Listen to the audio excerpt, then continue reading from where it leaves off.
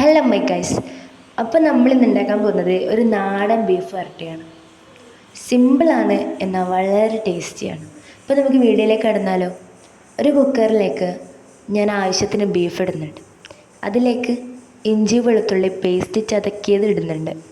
എന്നിട്ട് അതിലേക്ക് 1 സ്പൂൺ മഞ്ഞൾ പൊടി, പിന്നെ 2.25 സ്പൂൺ മുളക് പൊടി ഇടുന്നുണ്ട്. മഞ്ഞളിൻ്റെ അളവനുസരിച്ചാണ് മുളക് പൊടി ഇടുന്നത്. 1 ടീസ്പൂൺ മഞ്ഞളിന് 2.25 ടീസ്പൂൺ മുളക് പൊടി എന്ന രീതിയിൽ. പിന്നെ അതിലേക്ക് ഒരു എരിവിന് വേണ്ടിയൊക്കെയാണ് ഇടുന്നത്, നല്ലത് വേണം. 1/4 ടീസ്പൂൺ കുരുമുളക് പൊടി ഇടണം. പിന്നെ 1/4 ടീസ്പൂൺ ഗരം മസാലപ്പൊടിയും 1/4 ടീസ്പൂൺ ബീഫ് മസാലയും ഇതിലേക്ക് ഇടുക.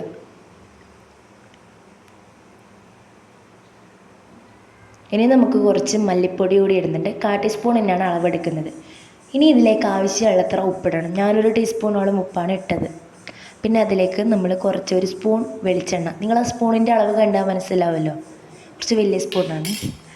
അപ്പം 1 സ്പൂൺ വെളിച്ചെണ്ണ ഒഴിച്ചിട്ട് നന്നായിട്ട് മിക്സ് ചെയ്യണം. നല്ലോണം മിക്സ് ചെയ്തിട്ട് എന്നാലേ ഉപ്പൊക്കെ എല്ലായിടെ എത്തുള്ളൂ. കാണിച്ചു തരാം. ഇതുപോലെ നമ്മൾ ഇതിലേക്ക് കുറച്ച് വെള്ളം ചേർക്കണം. നമ്മുടെ ബീഫ് വേകാൻ വേണ്ടിയാണ് വെള്ളം ചേർക്കുന്നത്.